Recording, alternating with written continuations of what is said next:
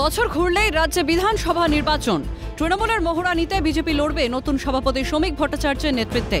তার আগে দলীয় বিধায়কদের পেপটক দিলেন বিজেপির প্রাক্তন রাজ্য সভাপতি সুকান্ত মজুমদার। বুধবার বিধানসভায় যান বিজেপির প্রাক্তন রাজ্য সভাপতি তথা কেন্দ্রীয় শিক্ষা প্রতিমন্ত্রী।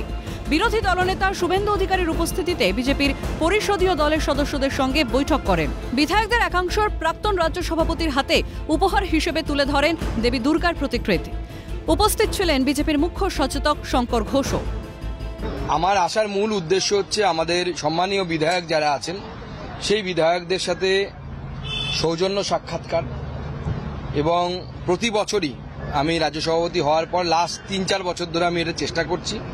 সেখানে সম্মানীয় বিরোধী দলনেতা শুভেন্দুবাবু উপস্থিত ছিলেন, আমাদের দলের চিফ হুইপ বিধানসভায় ডক্টর শঙ্কর ঘোষ তিনি উপস্থিত ছিলেন, অন্যান্য বিধায়করা প্রায় 50 জনের মতো বিধায়ক উপস্থিত ছিলেন।